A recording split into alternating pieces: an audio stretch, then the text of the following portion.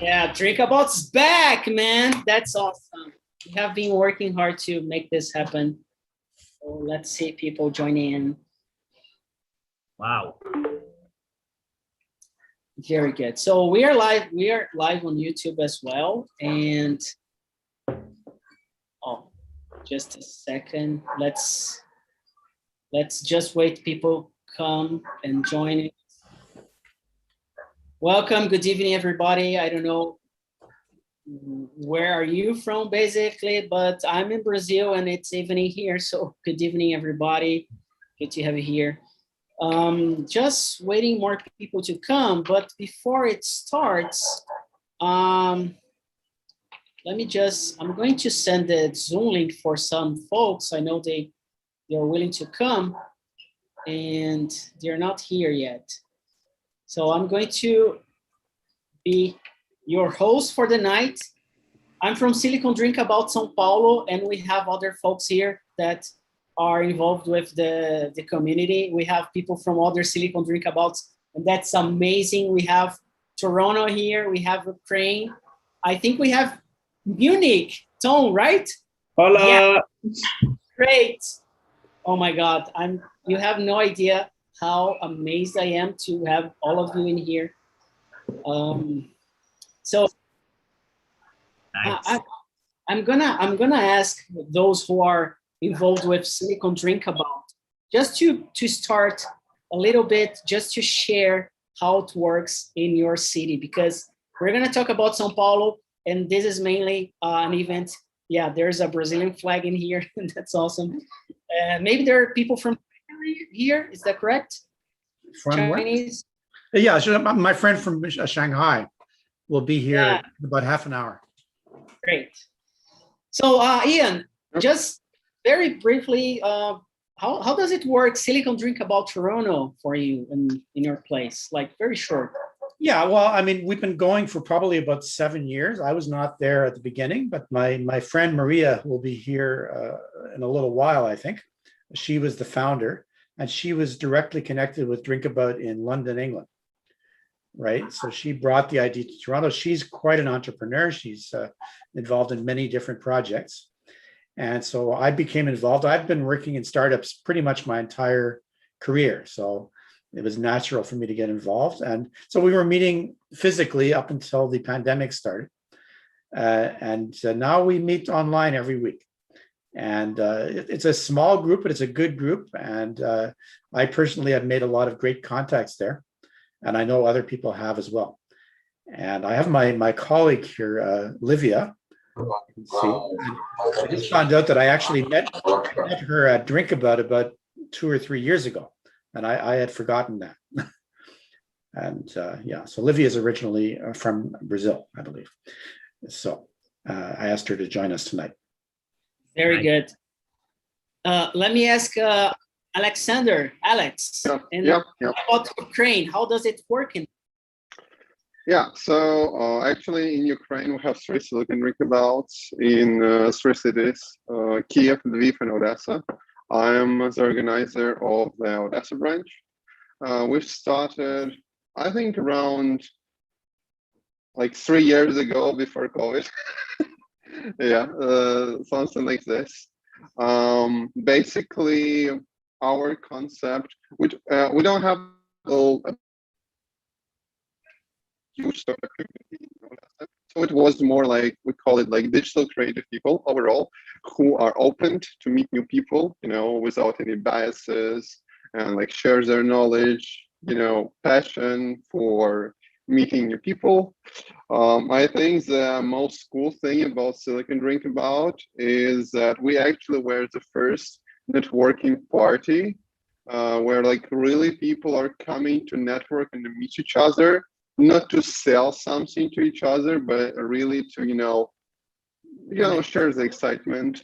And what I like, Silicon Drinkabout is a first initiative where we, with the team, were able to get 10x growth. That's literally on the first Drinkabout, we had 30 people.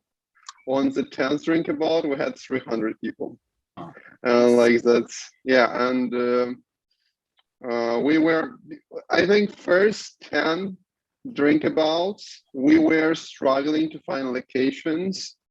After 10, locations were looking for us. And yeah, actually, no, that's it's also a bit hard, even like physically, because we don't have a lot of locations with ability to do party when people stand. And by the way, we're making sure that it's always, there is no tables. Obviously, there can be tables in the cave, but we make sure that we have a space for the crowd, to stand and talk to each other. We had like heroes, which were helping actually people to meet each other. We were doing a lot of A/B testing, like product people do. So yeah, that's it. We were happy to be pioneers in that in our city and encouraging a lot others, organizers to do the same thing. Very good. Good to hear. Beer is very important. Yeah, beer is really important here in São Paulo. We have people come for the beer, not for other things. No, just kidding. Yeah, really good. Tom, and what about Munich? Silicon Drinkabout Munich, how does it work in there? I know you guys do a really good job there. Well, I think we have some advantages when it comes to beer because obviously Munich has some prime opportunities here about beer. And we have recognized that our community got a little bit fancy about Silicon Drinkabouts because it got they got used to very nice Silicon Drinkabouts with free food, free beer, and we have heard that from other Silicon Drinkabouts where it was not so, where not everything was free, and in Munich it turned out to be very, I don't know, a little bit high society, and now we have this unfortunate duty to deliver every event with free food and free beer. And once there's no free food, everybody's like, okay, what's going on today? And we're like, I'm sorry, we are doing this in our free time. We can't provide free food every evening. But we have great support here in Munich from great companies, and luckily many of them provide very, very nice experiences when it comes to events. So sometimes we had mini burgers, we had really cool drinks. We have, for example, a partner here in Munich who produces gin, which is locally produced here in Munich or a little bit on the outside of Munich. So once a year we are invited there to have a gin tasting, which is very nice.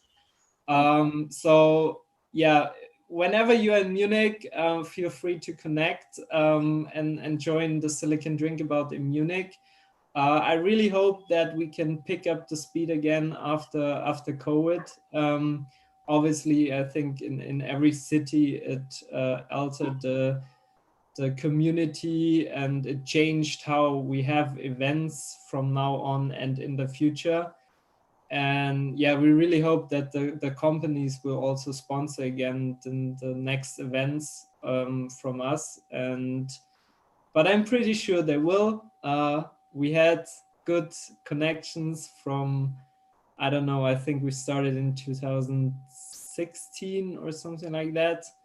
So yeah, I think it's going to be a great year next year, hopefully.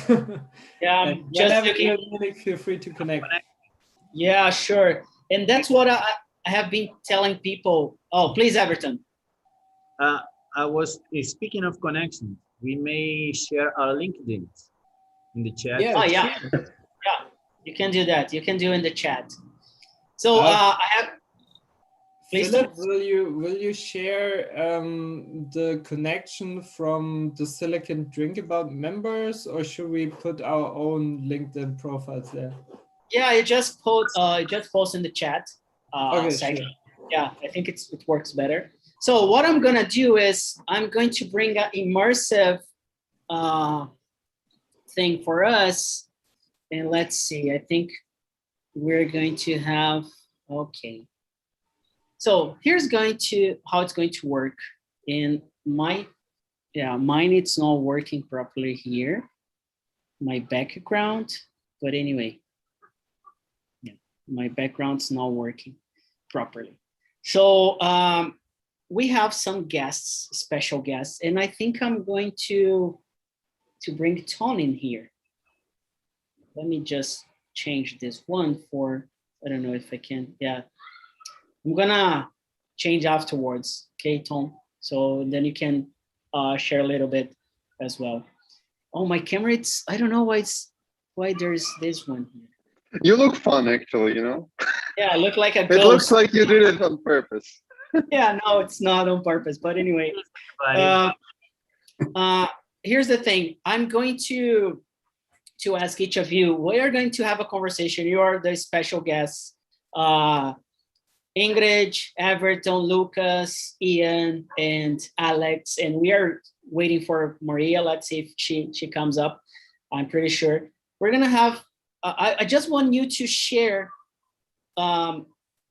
your involvement, your what do you work to in your area, and how is the startup ecosystem working? How does it help you or not? And how are things? Because the idea is pretty simple. We are in São Paulo mostly, or in Brazil. There are a lot of folks in Brazil, and they don't know how it works in there. And I'm one of them. I don't know exactly how startups work out of Brazil. So I'm really curious to understand, how do you work in there? And so we can have like this connection and these ideas between each other. He has a joke for you. Okay, yeah, Yeah, I'm just, yeah. so Okay. it's going to be like a ping pong, maybe. So you have 1 hour, 1 full hour until 9 something to have this conversation. After that, we are going to get people, everybody together, so we can have a real networking event with each other. And I'm gonna split you out in small rooms so we can have more like a Q&A session. Okay. Yeah. So, Good. so Let me start. yeah, let's start with Alex, please. Yeah. I actually think that, you know, startups more or less work the same in all locations, you know, on their specific level. I think overall, in Ukraine, the startup ecosystem is more concentrated in the capital of Ukraine, which is Kiev, which is not Odessa. So actually, when I want to meet a lot of new founders, I usually we're going to Kiev for Silicon Valley. Actually, they have a huge hub. I actually think that Kiev is in the top 10 of startup hubs in Europe. It's usually not so high in the ratings, but I think that's it. We have a lot of companies actually starting up. They're just not incorporated in Ukraine, because you will never sign a contract with US or EU company with the Ukrainian company. That's why, however, we have a lot of tech talents. We have a lot of entrepreneurial people. I think overall, it's like, even how I see myself as more like entrepreneurial person, even not always having an entrepreneurial role. In terms of how startups work in Ukraine, we don't have a really good domestic market. So its lifetime value is pretty low, because you know, the average salary is about, I don't know, like $400, something like this, which is not enough to build a, you know, high growth product. So usually our startups address European, or usually like trying to address US markets. Fortunately, we have visa waiver with the EU right now. So most of Ukrainians, before COVID, right now it's harder, we can travel to EU for business meetings, just traveling. And with US, it's more or less not super hard to get a visa, and we're getting, as Ukrainians, 10 years B1, B2 visa, so it's easy to travel. Yeah, and usually companies incorporate in, for example, Estonia. A lot of companies incorporate in Estonia using e-residency. I think a lot of most of the startups here are B2B. If they're startups, also because it's easier usually to do customer development, product research in B2B when you are not living in that market. For B2C, it's usually a bit harder. However, maybe you've heard about Reface, the tool which create deepfakes. That's a Ukrainian product. Or for example, I guess all of you, if not tried, but seen Snapchat filters, right? So Snapchat got filters by acquiring the company based in Odessa, which was founded by the guys in Odessa. Actually, the head of design was in the same school with me. She is now living in LA. So yeah, I think Ukrainian ecosystem is a lot tied to US. Right now, most of the successful companies have their headquarters in US. For example, Grammarly. I think a lot of you hopefully use Grammarly. So it's actually a Ukrainian company, but with the headquarters in Silicon Valley. Yeah, so it helps also, pushes more and more people to learn English. So I think the level of knowledge of English here is a lot higher comparing to even Russia and Belarus, which is politically, or I don't know, some kind of have a lot of startups focused on Russian markets. So that's our differentiator in terms of like the level of talent. And also the final thing about Ukrainian ecosystem, which is, I don't know, I'm not sure if it's perfect, but being in tech as a sales manager or customer success person is a way for the person with any background to be confident in life, because unfortunately it's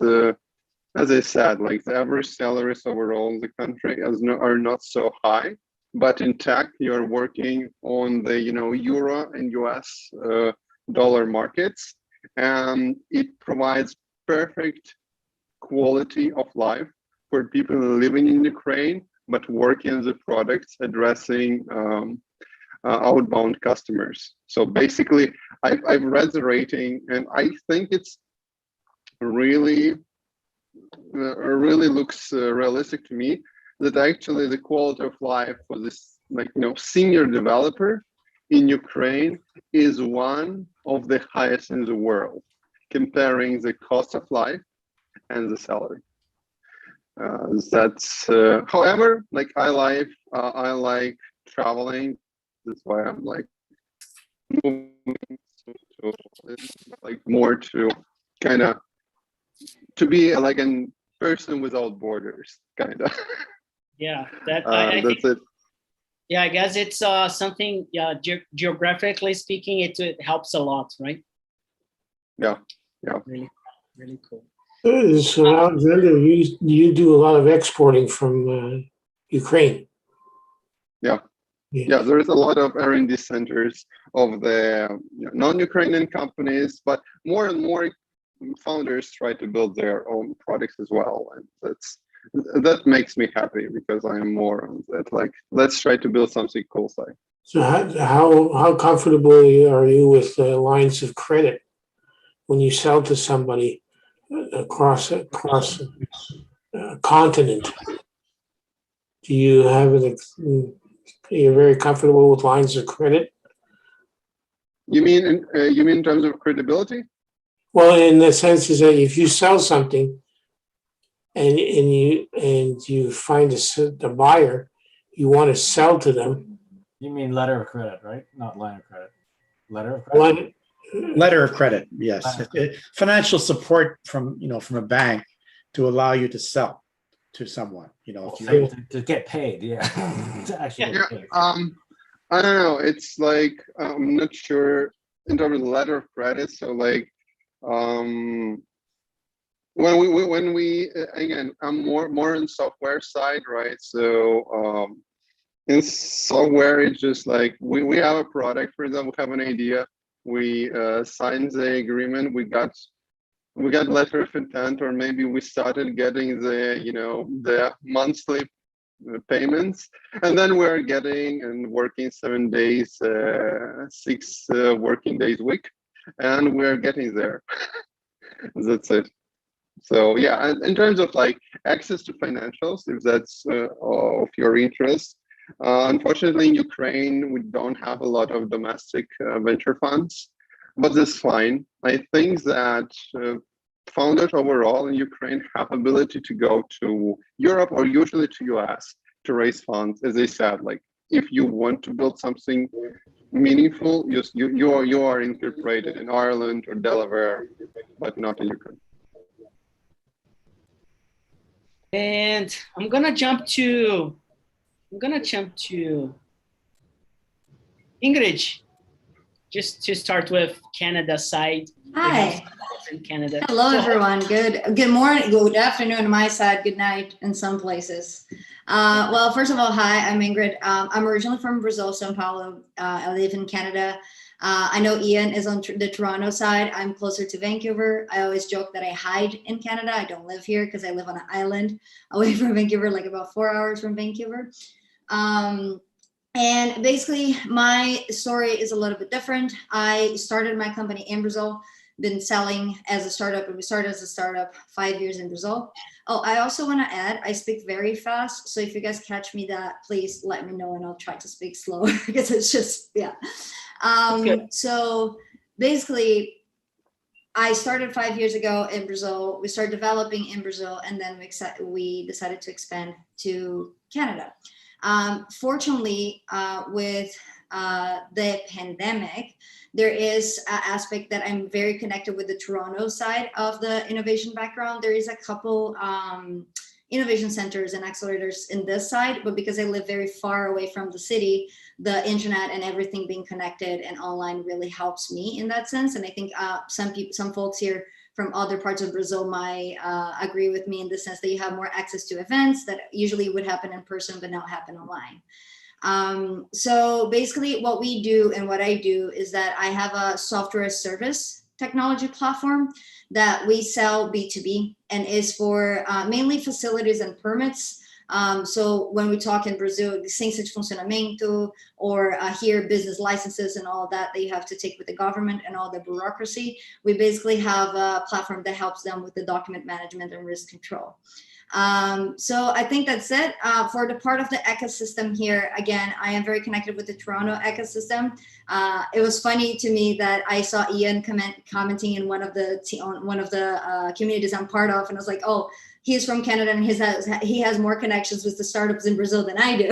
Because I was like, okay, wait, that's actually my city. I want to participate on this. So I'm very happy to be here. I'm very happy to answer any questions. I'm also a MA candidate, a master's candidate for intercultural communications.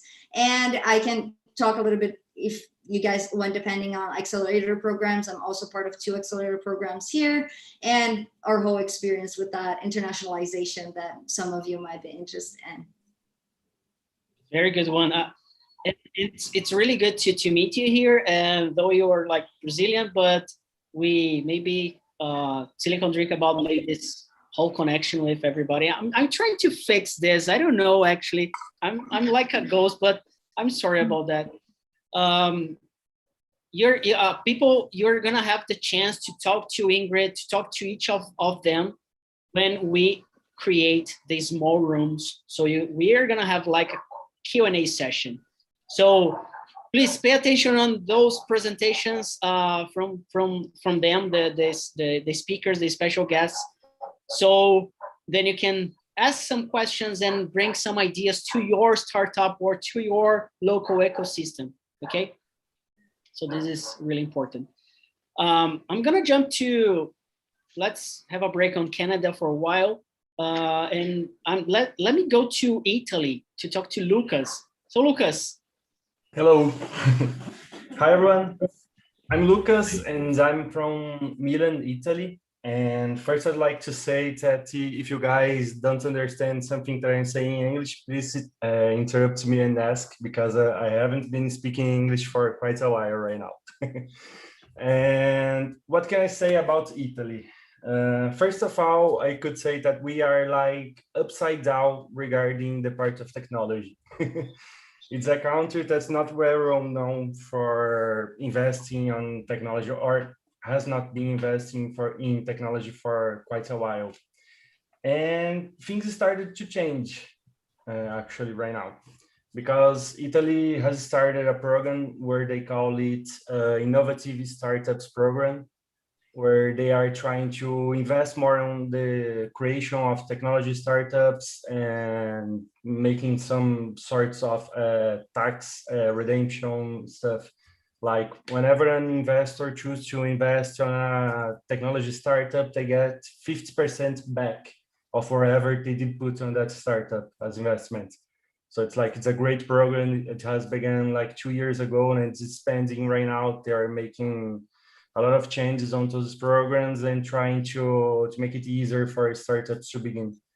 I've begun my career just like Ingrid on Brazil. I'm Brazilian as well. And I began by creating my first startup on Brazil in 2015. And also I've lived on Palo Alto for 6 months. What can I say is that what I saw in Palo Alto in 2013 is what I'm seeing in Italy right now. It's like the startup ecology ecosystem is starting to sprout right now. It's beginning to look better. It's growing year after year. And what can I say about COVID? It had a major impact on our market. I could say that, because let's say that on Milan we saw a major increase on the number of enterprises focusing on digital experiences, on software as a service, and a lot of stuff connecting people by social means and lots of stuff. And Italy basically works a lot with the B2B side of business and regarding the startup ecosystem, but right now they are beginning to look more on the B2C side as well. So if you're hoping to make a B2C startup, to found a B2C startup, Italy is a great place to begin right now. It's the right moment. Cool. And that's it. Very good, very good. Yeah, nice story. I know Lucas from college. We didn't study together for real. I don't think we had classes together, but we had been in touch. Let me try. Maria, can you listen to us? Can you hear me? Yes, I can hear you. Hi. Hello. Just blanking out. Good to meet you. Good to meet you. I'm trying to look at all the ladies here too. This is amazing. Yeah, exactly. So we have been talking about our startups, our initiatives, and I just wanna know what you have been up to about the local startup system, or the startup environment you are involved with, and how does it work for you? How does it help? And people have been sharing, like Alex been sharing about the COVID situation as well. And so how that works for you? I have me, right? Okay. For me, yeah. I was in the startup scene, London. I spent some time in Silicon Valley with some virtual reality startups, and I've been doing startups since 2007. Then I moved to London in 2012, and then just before COVID, I was in Silicon Valley doing some Oculus work, and then COVID hit. So I've been basically out of the startup scene because my last startup was a theater, and we are 100% shut down. So it's been very, very challenging, but I can't say that I have a lot. Like, this is the first startup group that I have seen since COVID started. So it's Wow, really really? good to be back. Yeah, it's been very lonely, and I've been trying to come up with crazy ideas. Like I started a farmer's market, and then I started an online broadcast network so I could do shows, like rebroadcast some of the shows that we did, and it was only marginally successful. So right now I'm I guess you could say I'm between startups. It's been very challenging. The entertainment industry especially is really suffering. I think anybody who's in software right now is in a great position. And who would have thought that something like this would happen? But on the other hand, one of my colleagues they had a cafe, and because of the governmental assistance and the new rules with people now being allowed to sell alcohol from their cafes, they're doing a booming business selling organic biodynamic wines from all over the world. It's a very different model of a startup. They were a startup. They were just young kids. They came into this cafe. It was already built in this building that we had, and they launched and they became super successful. And for them, the opposite has happened. They've been so successful. So for people in industry, like in entertainment right now, we are still, very much not sure what's going to happen. And there's a lot of government support, thank goodness for that. But outside of that, I'm still looking for new startup ideas, probably in the broadcast television network idea at this point, because it's not clear, even if we do open up when everyone gets vaccinated, if there will still be 200 people coming into a show, or if people are still going to want to go out. And I haven't had a cold or anything for the last year, so I'm kind of happy staying away from people a little bit. So, there are some good side effects as well as the bad. So anyway, that's Maria, my end. where are you located? I'm in Toronto. Where are you I located? feel. Oh, sorry. Please, Anthony first, and then Alex. Maria, where are you located? Where? Toronto in Canada. If you want something interesting, I don't know how it's going to happen. I don't know if it's going to happen at all. Check out the Holland Marsh Soup Fest. Soup Fest? Holland Marsh Soup Fest. Soup Fest. They Actually, right now, at this time right now, which I'm supposed to be attending, there's a Sweetwater Music Festival happening. So lots of online festivals, but the Holland Marsh Soup Fest, I will check it out.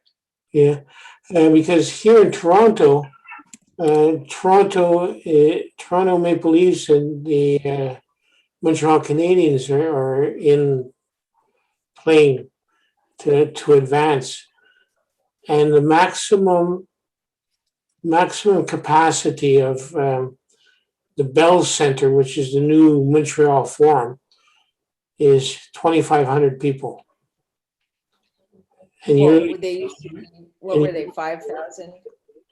And you're looking at a place that holds more than 20,000. But the government has said 2,500, that's it. Have a nice day. And that's just starting now. But by September or something like that, it should be getting better. We can now only eat in the restaurants now here in Montreal, starting today. Oh, good for you guys. Are you getting vaccinated? I've had my first one, Pfizer, in the beginning of April. Pfizer vaccine. I'm waiting for my second one sometime in July.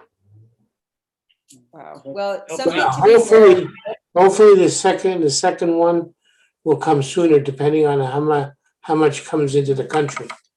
It gets too big for, in my particular case, Quebec. We should also watch out for possible other viruses, because there are so many labs right now that there is a potential. So that's why I'm being cautious, and I think we're going to have to, as a global community, look at new ways just in case to keep entertainers alive. I mean, I know the entertainment industry is not typical in the startup world, but I'm a startup person, and I've moved into entertainment as a startup concept, but now the opportunity might be to digitize, to really go online, to get, live shows, mostly broadcast with small groups. And I think it's, I've been asking people do we still want entertainment? Like, is it still important? Is it still important for the artists to, for us to support them, and for, is it going to continue, or are we going to go, into like this dark stage where the only entertainment we have is, big media? So, again, as a startup, it's important to keep the small entertainers that aren't, Netflix and that aren't on Amazon Prime, keep the industry going from, the startup perspective. So anyway, we don't have any plans to open up in Toronto yet. We, our Ontario premier is a bit of a, I don't know, maybe a little bit incompetent. So we're in an unfortunate situation in Toronto right now. But anyway, I'm not going to take it to the COVID, but that's another side of the startup, right now. If you're unfortunate in Toronto, imagine we in Brazil. Yeah. Imagine we. Man, Yeah, guys, let's I not would talk say, about that. No, I mean, we're sympathetic with that. I mean, I feel for everybody, Yes. and we don't want to bring that up, but hey, at least we can communicate. At least we have the opportunity to be together and to, maybe collectively come up with a support network and something. We can't influence enough of what's going on, but we can influence our own lives and what we're doing to push forward in terms of new tech and new innovation and, new businesses, and keeping it on the ground, like keeping it real, really building something from the need of everybody. Wow. In a very weird way, we might think that the pandemics, they accelerated a lot of processes. Yeah. Working remotely, finding alternatives for our business. Yeah. I'm lost a lot of lives in the process, and that's partying downside. remotely, So not only working. yes, Yeah. we have to see the bright side. Yeah, and I can say that for our company, like we're doing a lot of work to do business in India and China, and we're finding a lot of opportunities there. Even with the pandemic in India, there's still a lot of business activity going on. And as we said, like I think the other fellow said, the pandemic forces us to think in new ways, and it accelerates the process of making the world more virtual, making it easier for people in different parts of the world to collaborate, right? So we may think that we are not the most developed species in the planet. We're not the most. We have not the biggest strength, but we have the capacity, the creativity to go further, to push forward. So that's where we are now. We're in the verge of a big change. Yes. Yeah, I agree. That's where we are. That's a great way to look at it. It's important to see that this is a revolution in the sense almost like the Industrial Revolution in the turn of the 19th century to the 20th century. And then we were going into machinery and steam engines and, productivity. And now we're going into information and software. And while it's been coming since the 80s and maybe the 70s, now is the time. And almost 100 years later, another pandemic, another revolution. Exactly my point. And Alex is trying to, please. Yeah, I want to cheer up us as well a bit. I actually don't think that like COVID accelerates only virtual. I have several examples where it accelerated more offline things as well. Back when pandemic started, I had a lunch club with the person. I think it was like midsummer 2020. and she's in tourist startup, and she said, yeah, first months were like crazy bad, but then they figured out that like we are as people species of 21st century. It's not that we don't want entertainment. That's I don't think as a product that's valid. People want entertainment even more. People are getting crazy without the entertainment and trying to get to places where they can get entertainment. And she said they actually seen exponential growth of local tourism. Literally, if you are in Milan, you're not maybe flying to Paris, but you're going to some small town around Milan or Munich. She said like it grew like exponentially in Germany and France. And what we see in Airbnb, right? Yeah, they have first fired like a third of their team, but then they got still, got growth because they figured out, okay, now we're not focusing on the, big cities like New York, Paris, but we're again focusing on the smaller towns. And it opens up opportunity because it doesn't make sense that everybody wants to live in New York. Obviously, for me, it's cool. Like I can go to New York and meet everybody there, or to Milan, or to Vancouver, some big cities. But it provides decentralization, people decentralization, not only blockchain decentralization. It opens up opportunities which were not possible before. And there will be opportunities for entertainment because people would like to get fun. And when we will be able to get out, all the people have that, fear of missing out, right? Mhm. We have fear of missing 1.5 years for lives. So people will party crazy, entertain crazy. So maybe I'm like more on optimistic side, but it's easier to be optimistic because you can be pessimistic. I believe that. We're starting to see that right now here. Italy is right now, it's reopening. I'm living we in are a starting very to small see city. that.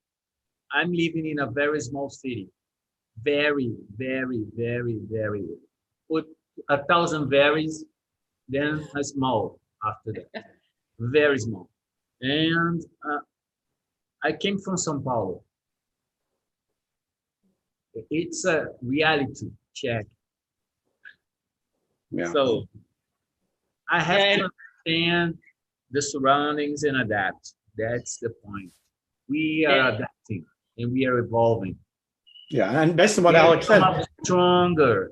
yeah, We are going to come up stronger from this. right. We And, are- what Alex said about the explosion of interest, that's what happened in the 1920s, right? After the Spanish flu ended, people had a great time for the next, 5, 7, 8 years until other problems. But there's definitely going to be an appetite for that once things start to improve to a certain point, right?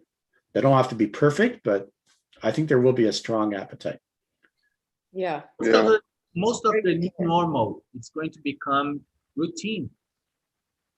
Yeah. It's going to become routine. And it's really good to be like this digital communication with so many different people is also good. This is an incredible collection of people from great countries. I've never seen this on, in a Drinkabout except in London at very specific times. But have we all been to? Yeah. So I mean, we can stay home. We don't have to travel. Less of an impact on the environment. And then we can do breakout rooms. That's also, I mean, there's in the meantime, there's many benefits. So yeah, I agree. History will probably repeat itself. Just hopefully that we won't make the same mistakes again. We'll avoid some of this things. And we will make the mistakes. I don't believe that we won't be making the mistakes. That's how humanity works. We're going to make new mistakes. Yeah, and what I want to add is we are living in a situation that's very unique, and I don't know if everybody knows what Silicon Drinkabout, but before the COVID-19, we usually had almost 40 cities running Silicon Drinkabout events locally, and nowadays I think most of them stopped, except for Toronto and São Paulo. and we have been struggling a lot to make this happen, because the idea of, we have a lot of online events coming up every day, and we are kind of tired of that, and it needs to be really, really interesting. So to have like 50 people in here, for me, it's amazing. I'm really, really happy for that. I'm printing the screen. Yeah, and more than that, we have, and I have been thinking and trying this really hard to bring other Silicon Drinkabouts together, because I don't know when we're gonna have the chance to do that again. So this is a really special moment, and I don't know if Tom is listening. Tom, are you there? Tom? No, maybe he's. Well, he's there, but I think he's on the phone. Yeah, because I wanted to hear from him from Unique's side, but I'm gonna go to Everton, because he's been in São Paulo. And Everton, please, how is the startup environment in São Paulo, so other people can understand what we have been doing here? Okay. Firstly, I was working. I had a good job, a good salary and stuff. So I lost my job suddenly, and I have to reinvent myself. It was 2006, 5 years ago. So I started to go in nomad. I lived in almost 10 cities and worked in whatever came. So when I went to São Paulo, I was kind of hopeless, and I started to go to the events, to the meetups. And the second time I went to the Silicon, I had the idea of my first startup, which is an art marketplace. And it connects blockchain and artificial intelligence. So I am a photographer. So I connected the dots, technology and art. So this is my first. I was looking at a pool of Heineken, high as a kite, and then I thought, how can't we measure the value of art artificially? How can we put the value of a piece of art in the eyes of a human being? He decides what it is. So why can't we map this process and automate it? So that's the idea. And the second one, it wasn't in the Silicon. It is a human resources tech. So the idea is, I'm actually in a struggle to find a job. So the point is, when you are out of the market for so much time, nobody looks at you. Nobody. The human resources ask, oh, why are you so much time out of the market? So you're not good enough. Maybe, whatever. So I had this idea to build up a platform that help this kind of people to find a new job, low cost. So that's it. Very good. Another idea. None of my startups are real, but they are in my mind and they work. The ideas are validated. That's it. The third one is speaks with you, Alexander. Small cities, small, very small businesses. So we have to take the digital transformation to these guys that they take notes of who owns them in a piece of paper.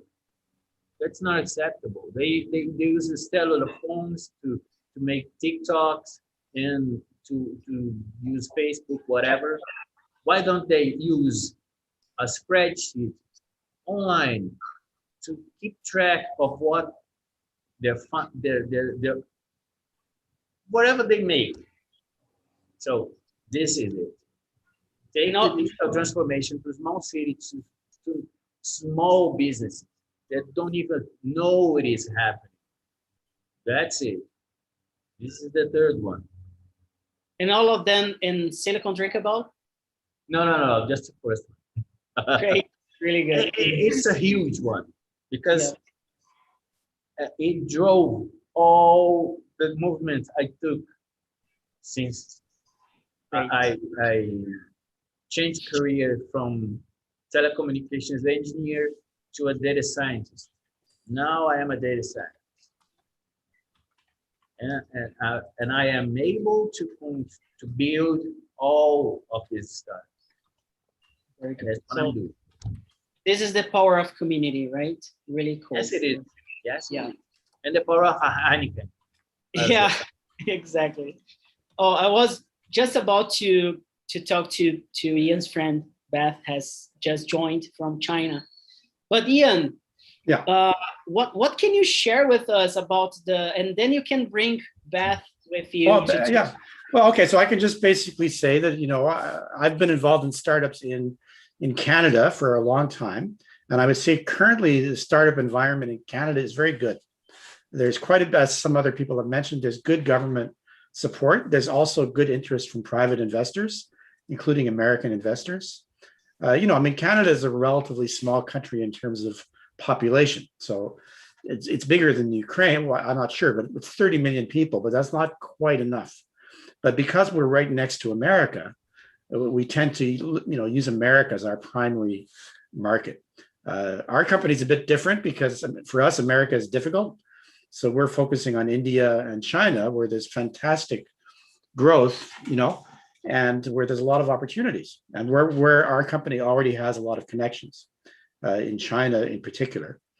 And I just wanted to introduce this. This is my friend Beth. So Beth is one of my former students when I was teaching online English, to people in China, and nice. She works for a biotech in Shanghai. Hey Beth, welcome. Thank you. Hello, Philip Source. Hello. I joined this meeting for the first time, so I may not familiar with the form of the conversation. But I'd like to say hello to all of you. Yeah. Wish you safe and good health. Yeah. What time is it in your city right now? It's about 8 o'clock. Nice. It's about 8 o'clock in the morning. So good morning for you, right?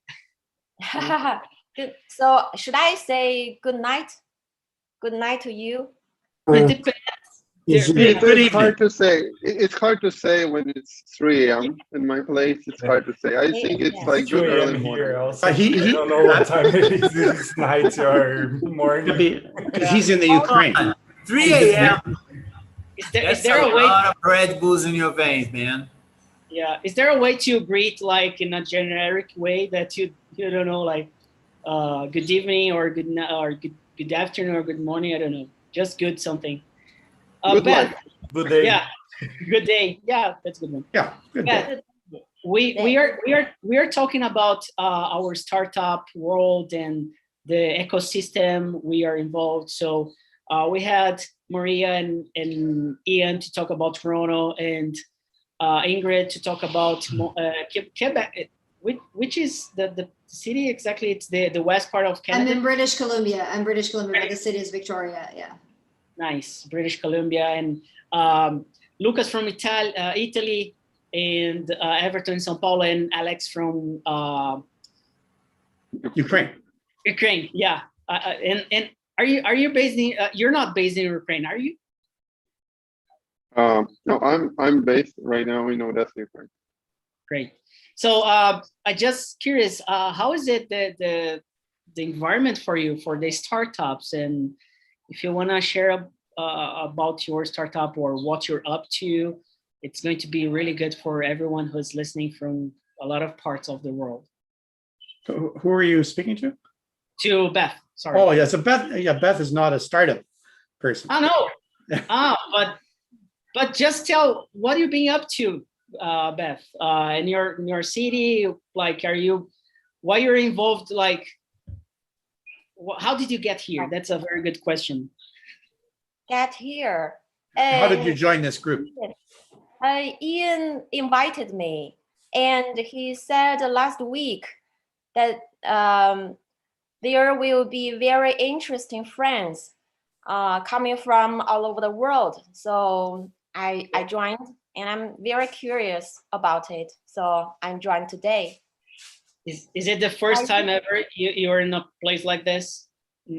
I think it's not my first time joining this kind of meeting. But I really wish to know the rest part of the world. So I'm a more like a listener. So I don't usually speak much. So at least you can say what's the name of that cute guy on your background. Which one?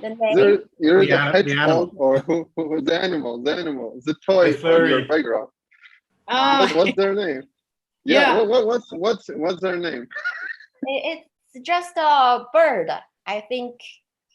It's like Looks like a penguin. I don't know its gender, but I think maybe he's a girl. She's a girl. Okay. And she usually keep me warm.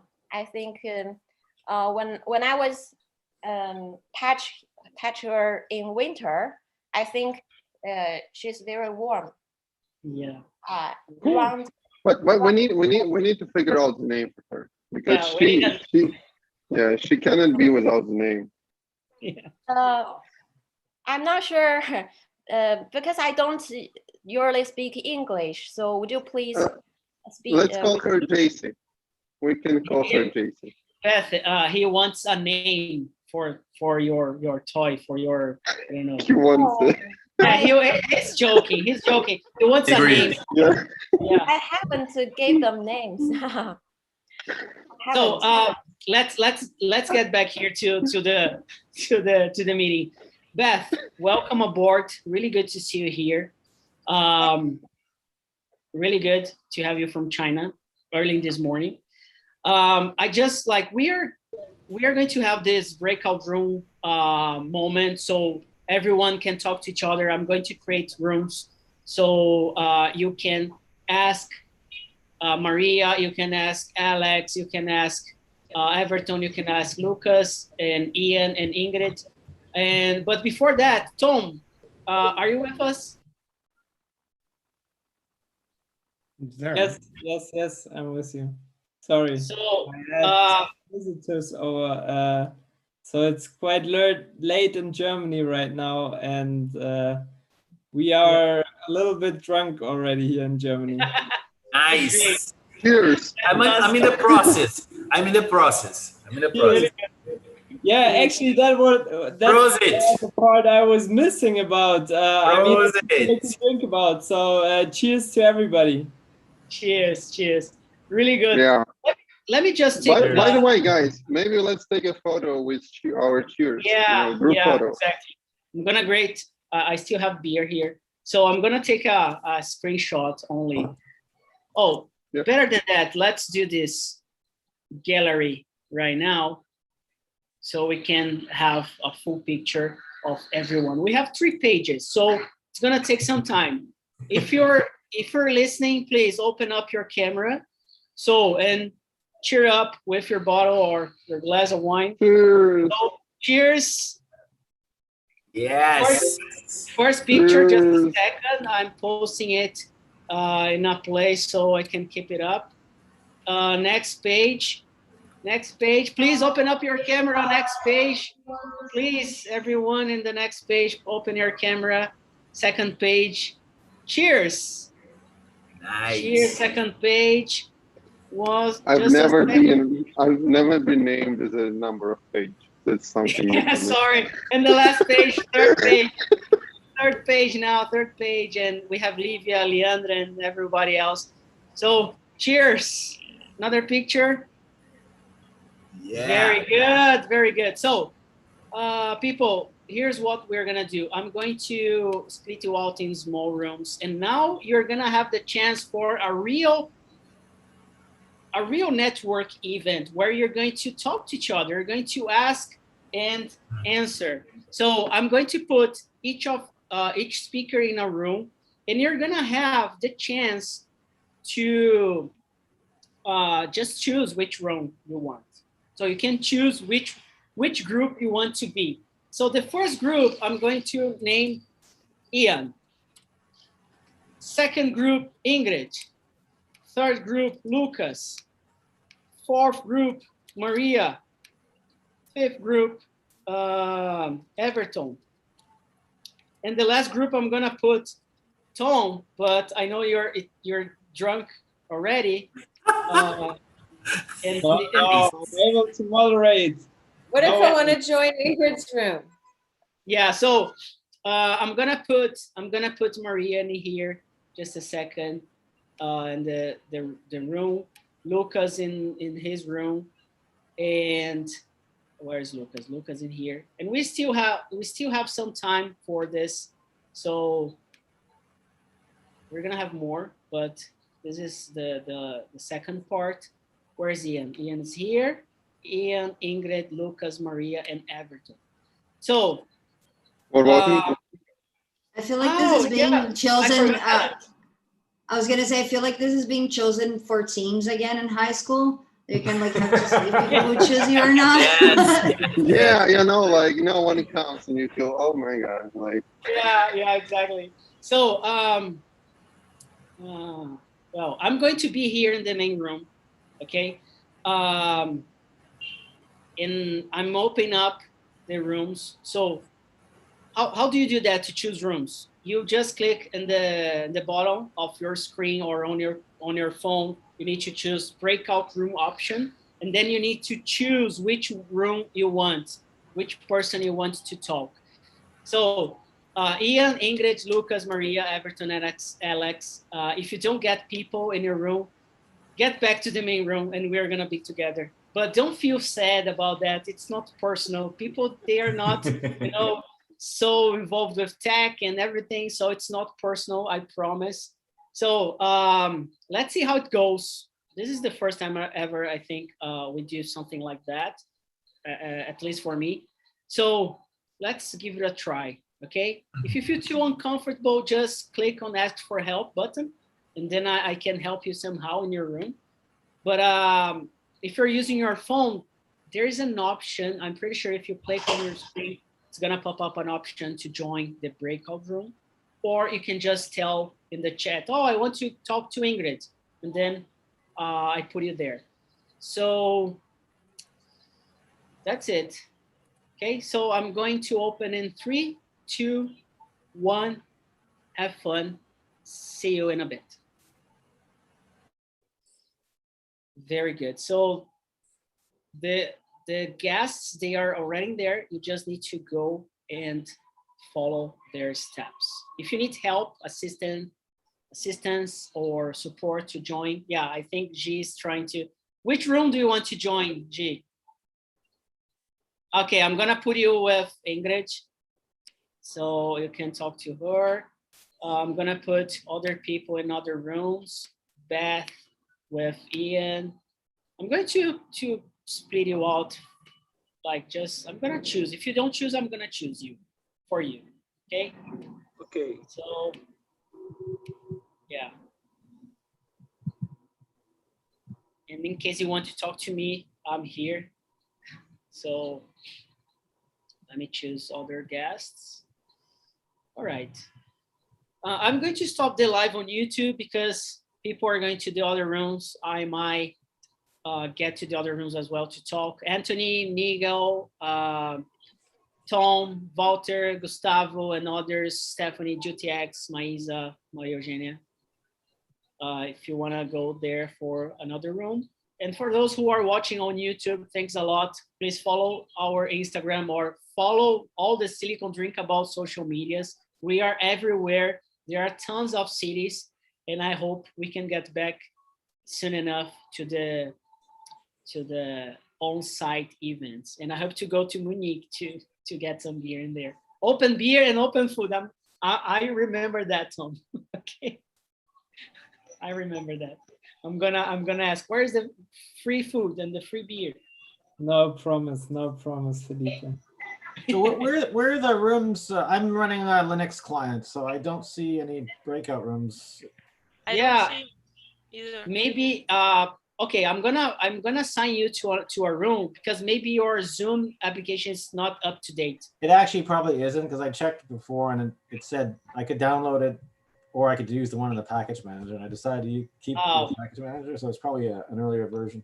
Just send me to Maria. I haven't talked to Maria for ages, so. Great. So, do you know Maria? Yeah, we're all here in Toronto locally, so. Great. I'm gonna put you. Yourself. I'm in Toronto, Montreal. Yeah. Yeah. So Anthony, I'm gonna put you with. Yeah, okay, I see it. It's popped up now. Okay, thanks. Yeah, I'm gonna put you there too, Anthony. Okay. What about everybody else who wants to join the other rooms? Or if you can just stay here with me. So Tom, how did you start this with the Silicon Drinkabout events? How did it start to you? Well, in Germany, so it wasn't started by me. It was started by Oliver and Lucas, and they also know the Silicon Drinkabout team in London, where it was originally started. So I don't know if you know the story about how the Silicon Drinkabout name started to exist. So there's the Silicon Roundabout in London, where apparently all the startups or a lot of startups are situated.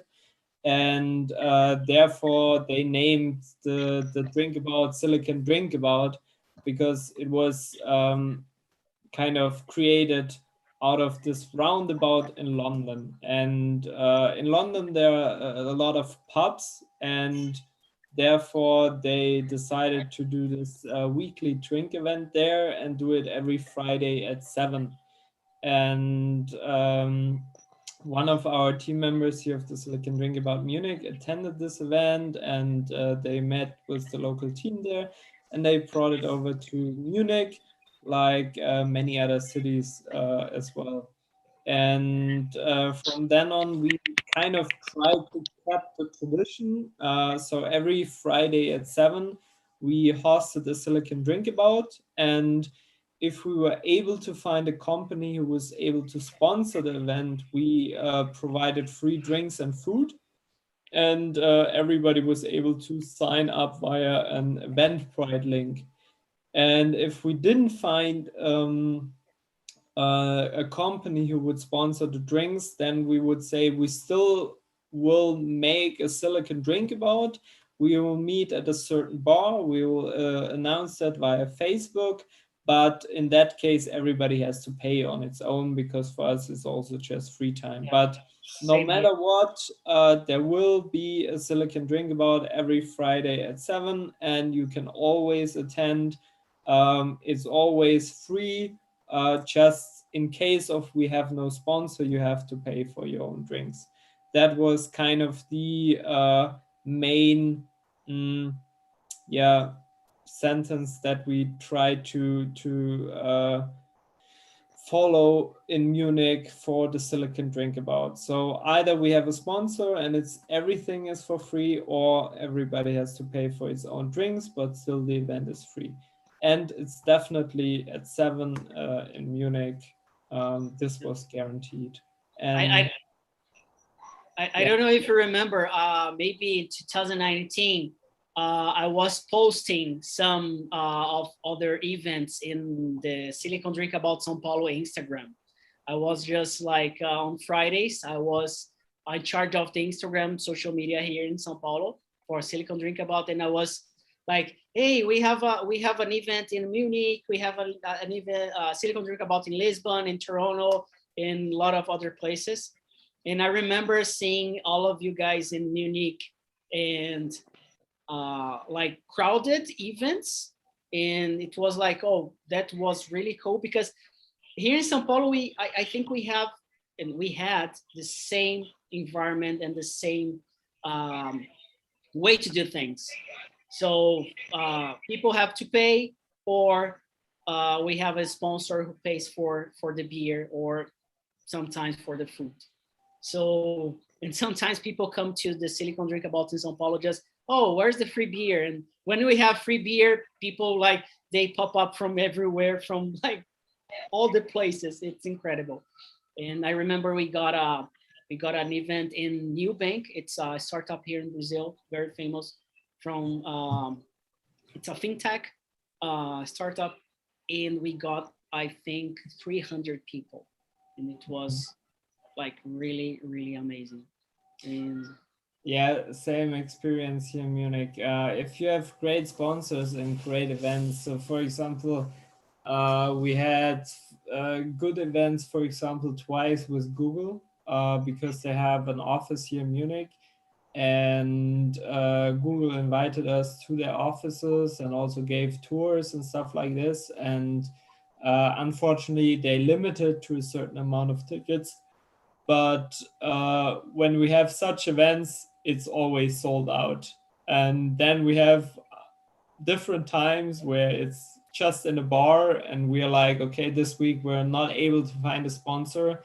This week we will just go to a bar. Everybody pays for his own, and we are like 9 people. So there's a huge difference between sponsors and bar events. Still, the bar events are awesome, but it's not comparable to sponsored events, for example, like Google. I mean, okay, Google is like the extreme, because everybody wants to see the offices of Google in Munich, and it has like a huge networking effect. Suddenly everybody crawls out of their holes and like, I want to see the offices of Google. And so that's something else. But also, if we have sponsored events, we have more than 35 people in general. If we go to a bar, it's normally less than 10. Yeah, same here, same situation. And I think in bars, they are like, I like it more sometimes, because we have the time to talk and to have a bond, create a bond, a real bond with people. Yeah, it's more private, definitely. Do you guys in here, other people, do you have any questions about the Silicon Drinkabout itself, or I don't know, about the startups? Do you wanna ask anything to anyone, not just Tom, but other people? Felipe, I'm so amazing to join the Silicon Drinkabout here. I need to know. I want to know if there's a Silicon Drinkabout in Rio, for example. Nice. I don't know, Tom. In Germany, or another groups like Silicon Drinkabout in Brazil. Yeah, we have, but let me, Tom. In Germany, how many Silicon Drinkabouts do you guys have?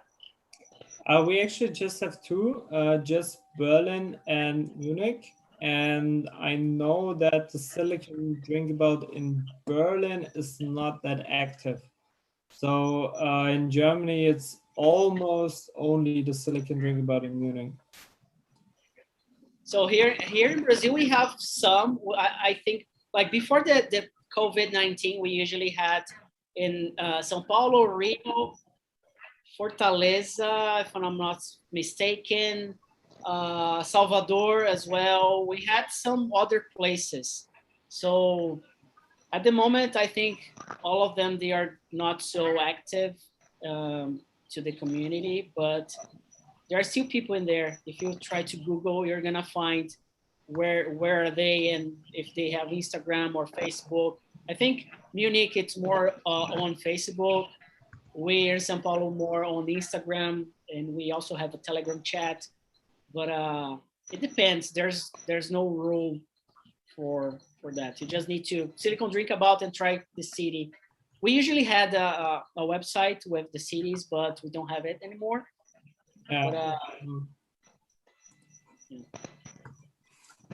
yeah, there's Silicon Drinkabout Rio de Janeiro Facebook page. I just posted it in the chat. Maybe you can try to contact them via Facebook, but as it's only voluntary, you never know how active the community really is. So you can try, but yeah, you never know. are you, Christian? Are you in Rio? Where are you from? Yes, I'm in Rio.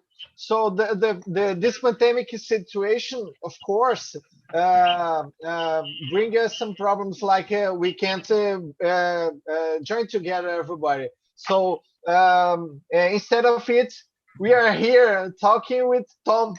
So this is a great opportunity. Yeah, that's a very good opportunity that I don't know when we are going to have, and I hope everybody get vaccinated pretty soon. No, for sure. Yeah. Anyone else wanna maybe ask another question? I know there are some people here, they are still learning English. I have a question, Philip. I want to know a little bit more about e-aprendi history. Very good. If you can tell us the story, it could be a pleasure to learn. Instead of talking about e-aprendi, I'm gonna talk about the startups in here in São Paulo, because I think it's going to be more interesting, and we're gonna have other opportunities to talk about e-aprendi, and I don't think it's the moment tonight. But here in São Paulo, we have a community of startups, and we got the chance to talk and to share and connect each other every Friday on Silicon Drinkabout. And I joined Silicon Drinkabout São Paulo just because I was stuck at home working by myself, and I didn't have any chance to see people. So I joined as a volunteer after like a while, being part of the events. And after that, I got a lot of ideas and a lot of good connections, a lot of people that I could talk and share. And I learned a lot. So being on this event, it's really awesome, not just to drink beer or to be like in a place, but also to meet people, different people that you could never have the chance to meet, you know. So I guess when you start a startup or you start a business, you need this these networking events around you and these people to talk. And in a good thing, Tom, I don't know if it works the same in Munich, but people go to the Silicon Drinkabout here in Sao Paulo and they pitch themselves a lot. And they like, and it's a good exercise. You go there and you pitch, and then you see if your idea is good or not. And then you get the feedback right away. So yeah, we had such events in Munich as well, for example, where we gave or especially the startup, it was sometimes even the startup who sponsored the event gave certain individuals the opportunity to pitch their ideas to the community, which was really nice. But in general, I mean, it's in Munich, it's catch a beer, really get up into the same speed of the community and network and pitch your idea. I mean, if you are talking to somebody else, you are normally, the first thing you do if you some sort of entrepreneur, you're pitching your idea. It happens automatically, and then you get feedback. So, and for me, for my business personally, I also met one of my co-founders during the Silicon Drinkabout. I was introduced by somebody else and we had a great fit. And from then on, We met in 2016, I think, and now over 5 years we are building this company together. So, yeah, you meet great persons there. I mean, you can meet great persons here. It's never guaranteed, but it's an opportunity, and that's what it's all about. Yeah, it's always an opportunity. Always an opportunity. Does anyone here work in a startup or is an entrepreneur? Yeah, besides Tom and me, Julio, Luis, Cristiano, Maria Eugênia, Mario, Alex, Paula, GTX, Rafa. No? Really cool. Good to have people that are not involved, but I don't work with startup, but I have many interest in this subject. I'm a business analyst. I'm degree in business administration, and I work part of my time. I work with data science, applied to law. I'm learning law too, and I apply. I work in a law department in law operations in a big company in Rio. So these subjects about startup and especially about technology and robots and artificial intelligence applied to documents, to text, to do process more efficiently. It's a subject too important for me. Of course, when we talk about startup, not necessarily we are talking about technology, né? So. But this subject is important for me. Maria Eugênia, what do you work with? You told you work in a startup. Yes, I work in a startup that I'm not actually in the client's side, you know, but I'm more in the intern side. I am in an HR, you know, human resources. But the startup I'm working is focused on gas stations to help them to bring more clients, and I don't know how to say that, but fidelizar, bring clients, you know. I forgot. Yeah, I I'm forgot really the bad word at to that. Yeah. Yes, but the startup I'm working, they wanna help and gas station owners to get better in their gas station, you know, to manage better their resources and things like this and grow their business. So that's it. And you know, I don't remember if you explained or not. What did or if you did, so I'm sorry. But what does your startup do, and what do you do in there? Tom? Sorry. I didn't understand what you mentioned. What's your startup does? What we are doing is basically pretty much basic IT consulting. It works pretty well in Germany because we have a lot of German national agencies who have a huge consultancy budget, but not a budget for employees. So what we are providing is basically the workforce for German, but also for international companies. What we are providing is workforce for such companies in the area of development, software development, but also software architecture and network architecture. And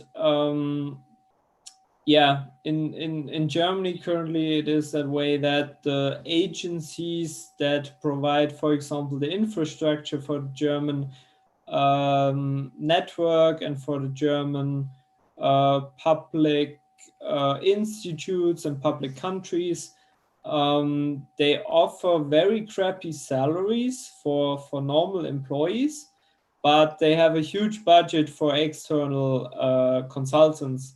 So that's exactly the area where we tap in and provide the workforce.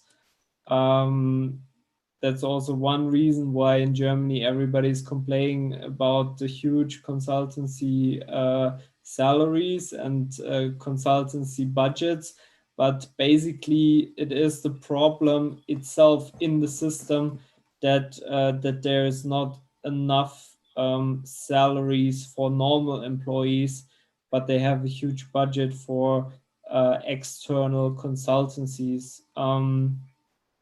We have tried to work with also other agencies because, for example, the colleague who was running the Silicon Drinkabout in Ukraine, I think he's running something similar to what we are doing in Germany.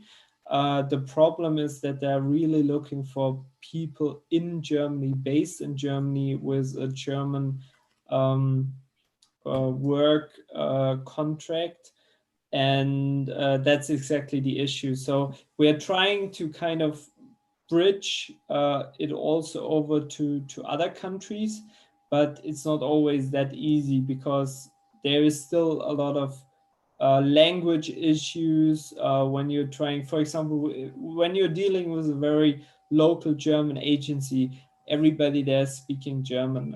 It's unfortunate, but it is the way how it is. So we are trying to a little bit bridge this gap and provide more people so that more people can enter this market as well. Very good. Yeah, I think this language barrier, it happens a lot. Yeah, it's huge. Yeah, it's huge. Here in Brazil, we are, or at least in São Paulo, we are trying to break this down so people can work in other places. So yeah, Maria, Eugenia, and Cristiano, it's like nodding. So yeah, I mean, then additionally, there's also the time gap. So recently, currently, I'm in a project with IBM, and there was, for example, a search for more front-end developers in Canada, and we would be able to provide more front-end developers, but we are in Germany. So there's always also this time difference gap, and beside the language gap, so yeah, there's always something that is kind of a problem. And that's if you're able to fix that with a very intelligent idea, you might may be able to make a huge amount of money. So keep thinking. Yeah, we are actually what we are doing is we are bringing people together to talk in 6 languages, 6 different languages for free. And we have English, Spanish, French, Italian, German, and also Portuguese, and we are bringing Mandarin for Chinese, right? And the idea is pretty simple. Get your knowledge on that language and put into practice. And if you can't do that, we are here to help you and support and teach or things like that. But it takes time, it takes time. Yeah, and still between learning and so I don't want that you understand this in a wrong way. Between learning a language and entering the market in a certain area is a huge difference. So I don't want somebody to be confused between learning a language and directly, because some people think, okay, I learned this language a little bit and I directly will enter this market. Especially in Germany, it's not going to happen because there are also other regulations that you have to consider. For example, there are a lot of German work laws that will be or have to be considered when you're a foreigner, or also many German companies are not satisfied with a certain degree of German knowledge. For example, if you learn German with a B degree, so there's like this language ladder that you can climb up, like A, B, C, whatever, and many consider B as a kind of good level. Still, it's difficult to understand certain technical terms when it comes to then this language. So entering a different market with a different language is very high risk. So yeah, really think about that before you want to do it. Yeah, that's good to know that. I didn't know. And Mario, do you want to ask something? Yeah. Yes, I would like to ask in the first time and ask about Tom, where do you live? Talk about your job, because I don't understand where do you live, if you live in another country or here in Brazil, you understand? Yeah, And Tom, he looks Brazilian, but he's not. I'm joking. Another question is what Tom say for the guy who want to create your own business, because it's a dream. You don't, for example, oh, I don't have boss anymore, but is a risk, because your clients are your boss, and the clients need a good service. I don't know if I'm speaking correctly. Sorry, because I need to practice more my English. All right, I'm feeling like a child on the first day at school, speaking with you in English, my friends. So, Tom, what do you say for me or for Felipe, that I would like to congratulate Felipe Soares is entrepreneur. This is a great idea. In this period, I think that many business is broken because coronavirus, but is the difficulties bring us some opportunities. And because this period, I'm here talking with you. Do you understand? Using this app, Zoom, and I never seen before. And the opportunities in this period, the people that know how to use the apps. And I would like to ask Tom what the Tom say for us that has a dream to become our own boss, create our business, make money. Do you understand, Tom, more or less? Because, sorry, I speak only Portuguese, and my English will become better one day. It's a dream. Okay, so I think it depends highly on the market and also on your partnerships that you are able to establish. So let me give you an example that maybe is kind of applicable to German and I don't know where you're based from, but maybe Brazil collaborations.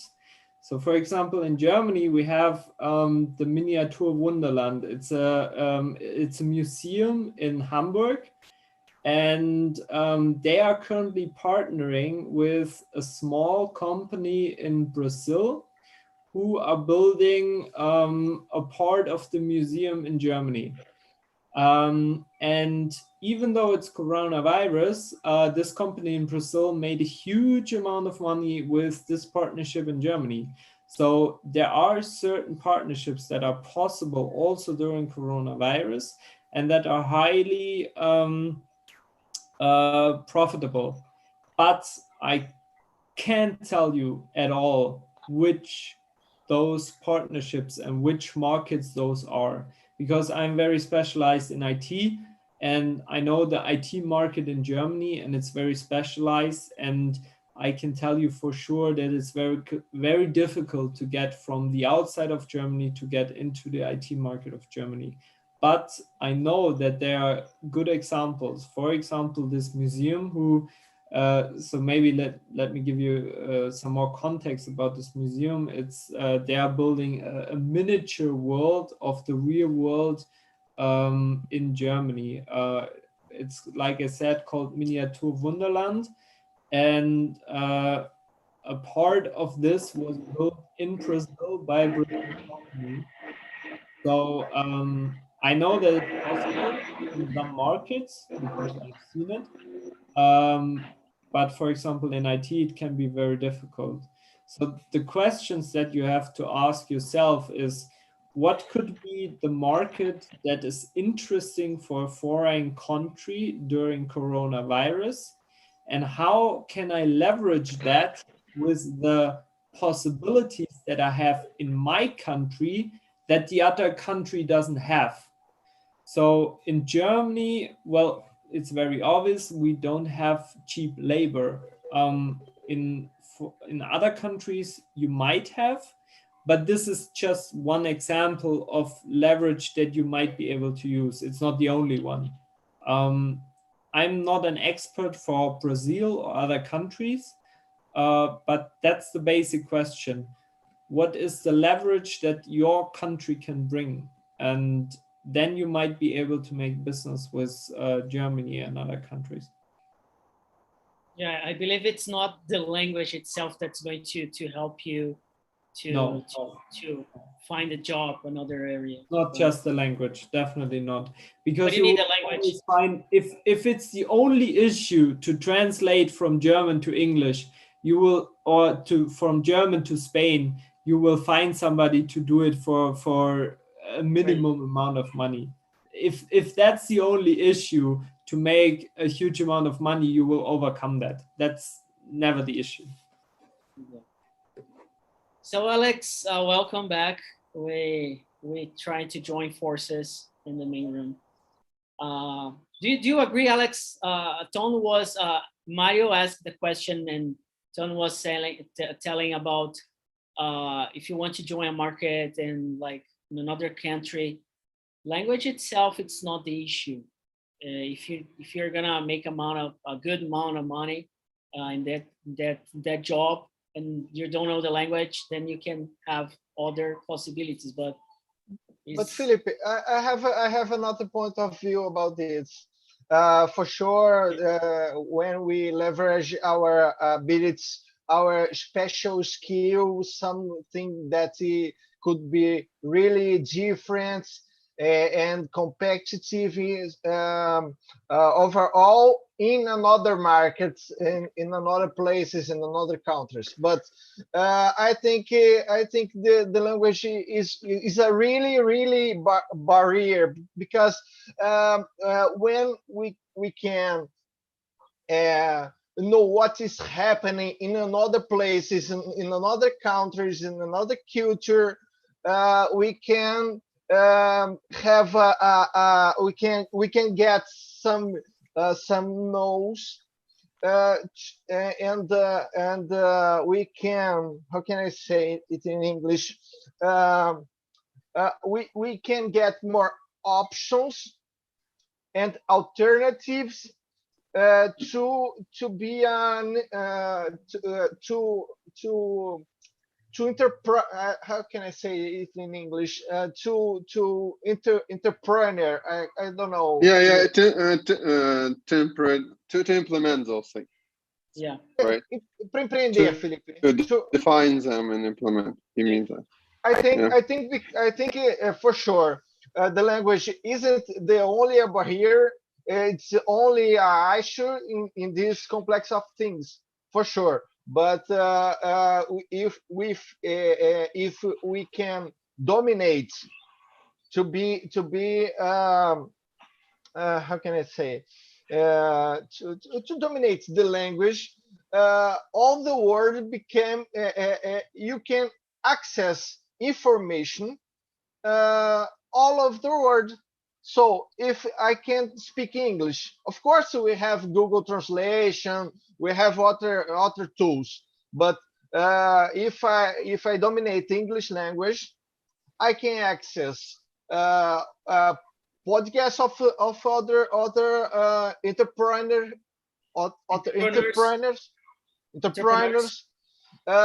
about other professionals with other skills than I can't access if I dominate the language. I Yeah, think but it could be a really, of always, course, when I go to work in Germany, for example, it's not the only question to be hired or not hired in a position, for sure. But that's a second question. I think it's too much important, especially for us that live in Brazil. My family is Portuguese, and I have too much relationship with Portugal and family around Europe, and in Germany too. Um, in the European reality, they have a natural exchange of people. People are moving around all the Europe, and the English barrier isn't too high than, for example, for us in Brazil. In Brazil, it's so common a person think to have a fluency skill, but he or she doesn't have in really,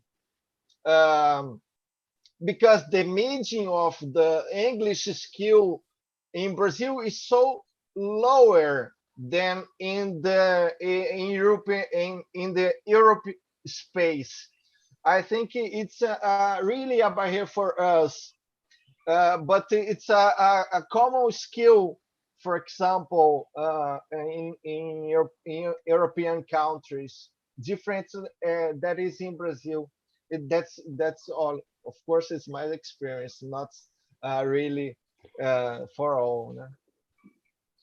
So we're talking about professionals, right? So we're not talking about companies, but we're talking about professionals, right? Yeah. Good. Yeah. And the importance of the English skills for startups or to entrepreneur and things like that. I think it's different, to be honest. I think it's kind of different. When you're saying about professional, yeah, for sure. Like if you're moving to Europe, right? Like you need the base language to communicate with the team, right? You can still move to some startup in Berlin and help them to get to the Portuguese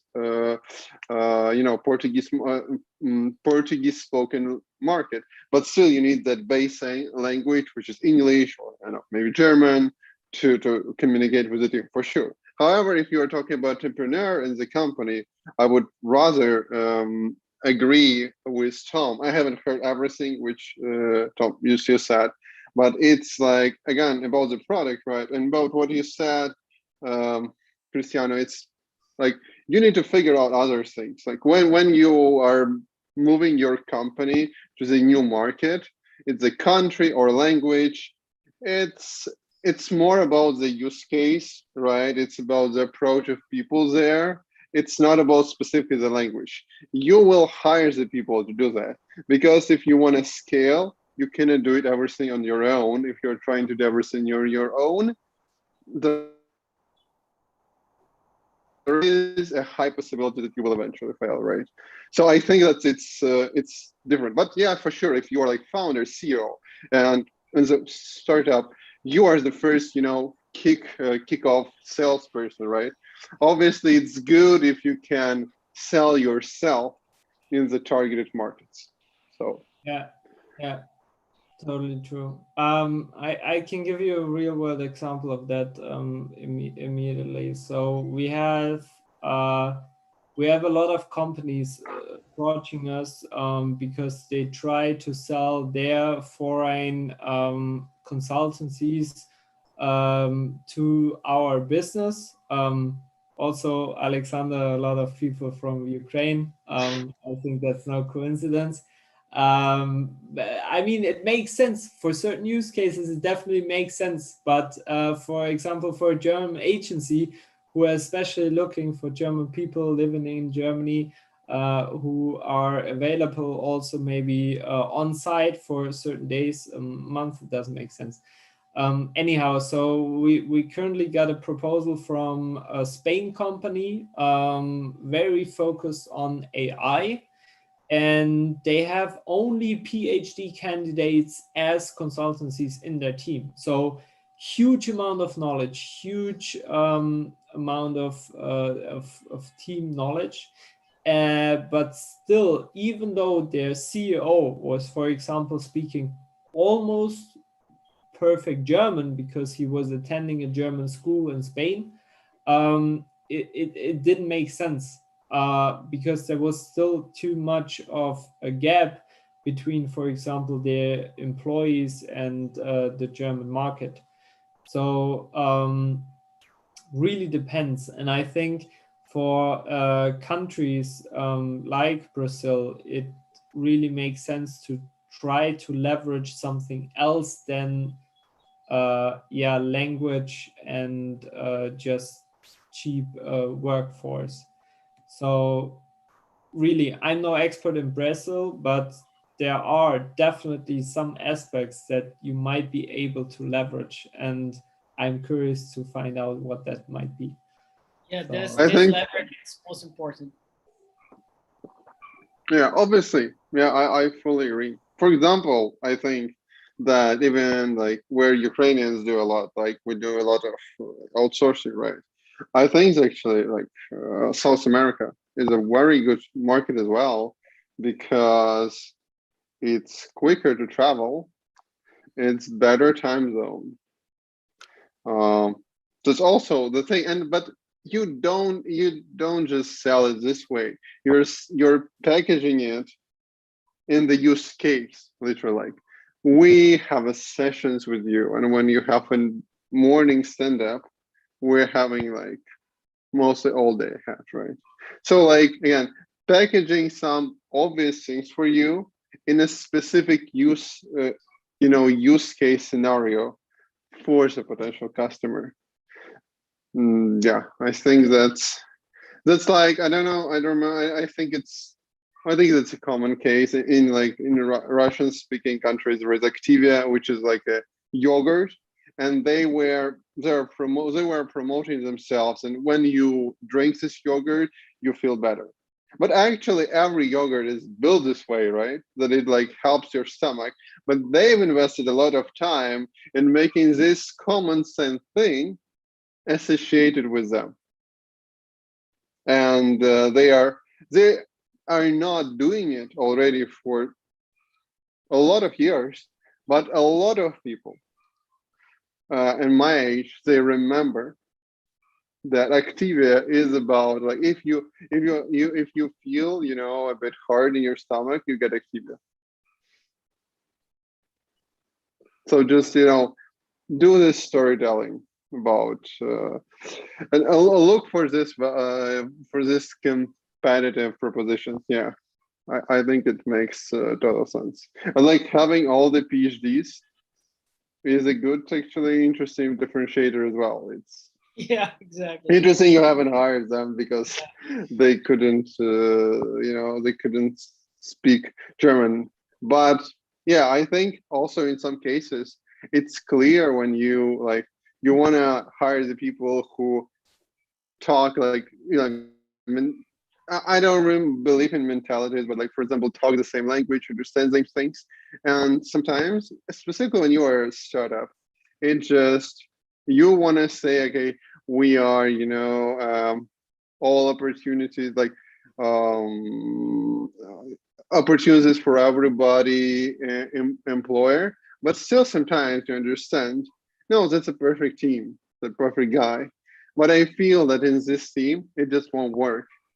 and like we need to get to the next month, to the next year. Then we will be able to, you know, to do super good for everybody. But now we need to survive.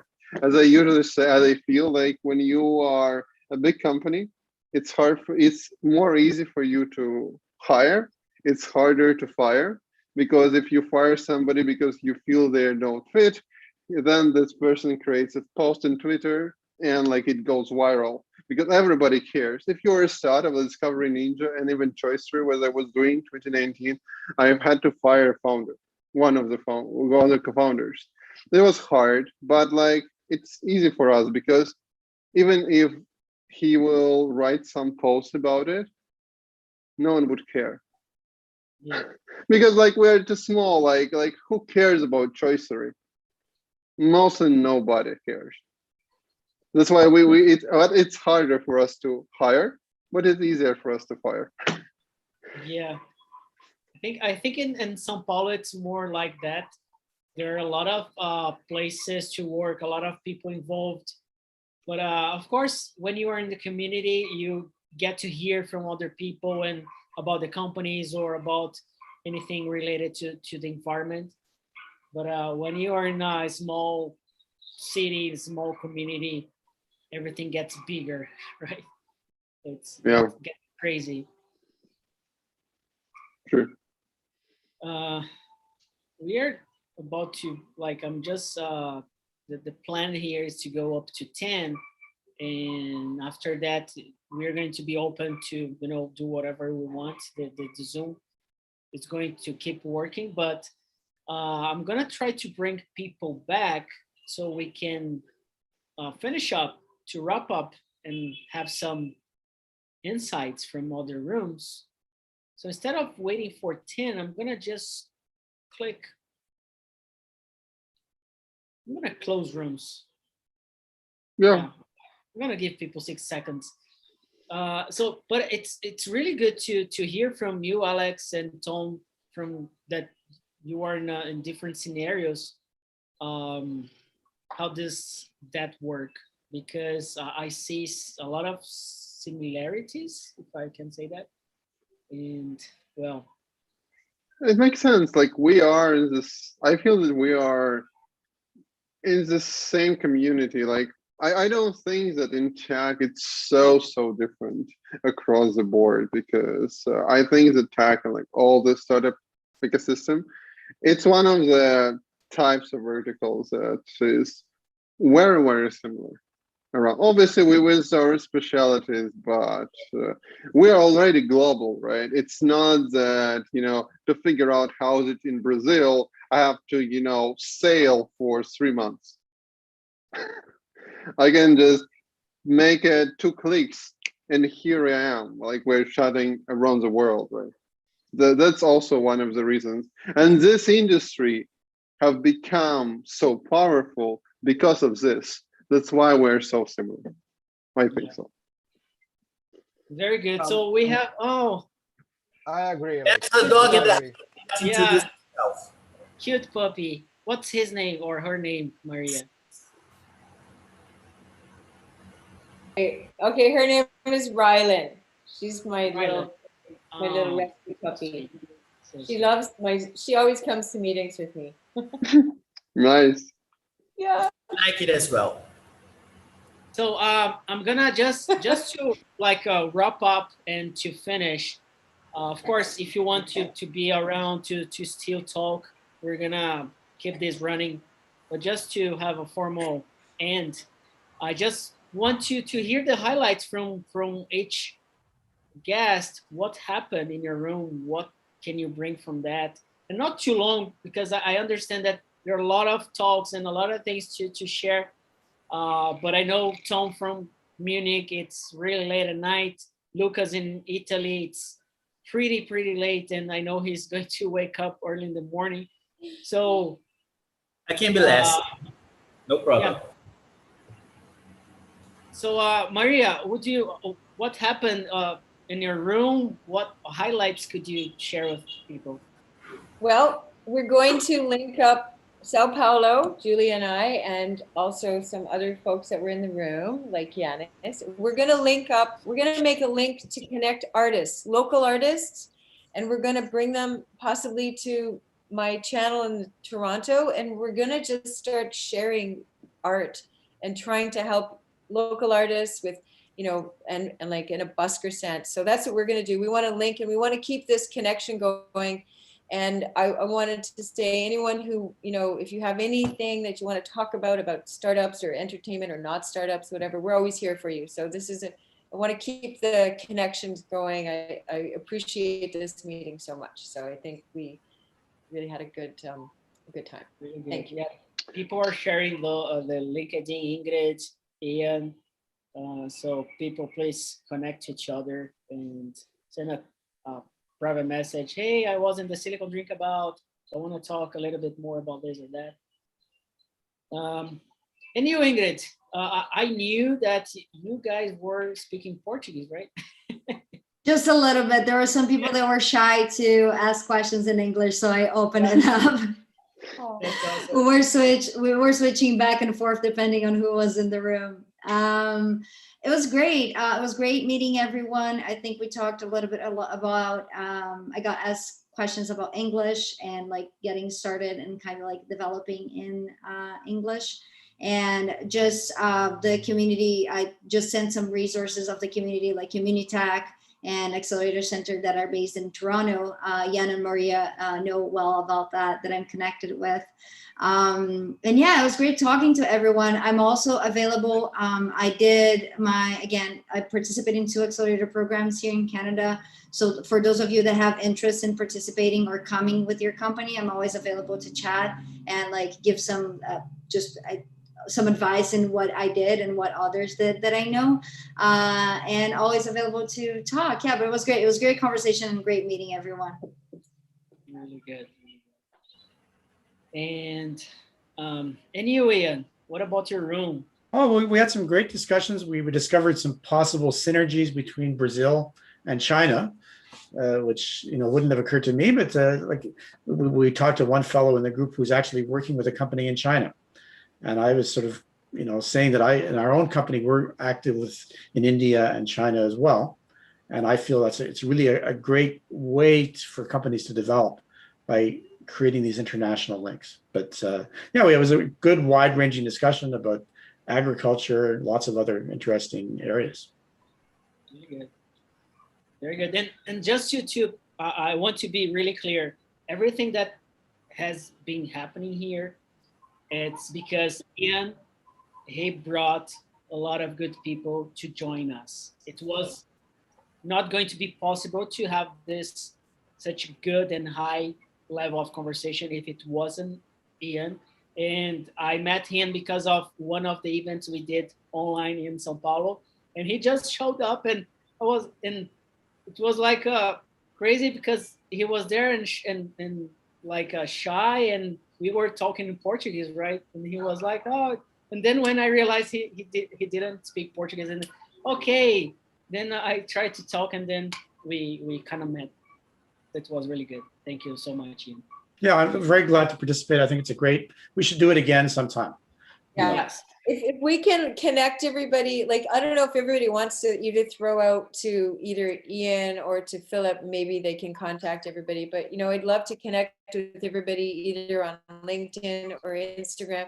This is a very powerful time to have so many people together like this. I think the best thing is to leave and to make sure that I would love to connect with everybody just to say, in case, so we are linked. I don't want to lose this feeling. It was just a beautiful experience. So thank you, Philip and Ian. Thank you so much.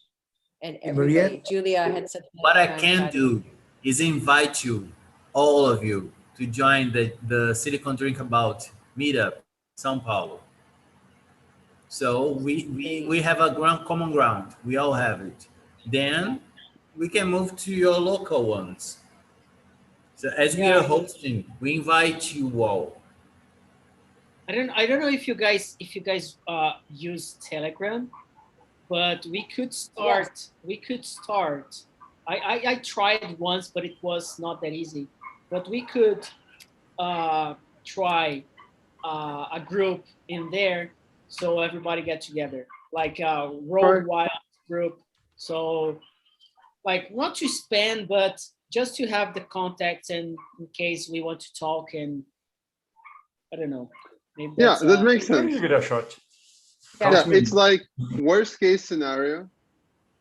It's like right now, we don't have a Telegram channel. Even if it doesn't work, we still don't have it. So that's fine. We're not losing anything. We're not risking anything. Yeah, but do invite us, Everton, to invite everybody at least so that we can all put our, you know, our contacts in and link up, because this is a, I mean, again, 50 people connecting, it's like 50 times, it's a exponentially, it's a big thing. Yeah, Link I'm us. trying. I'm just trying to create one of them in here. That this is Friday night, people. Yeah. Friday night. We are here.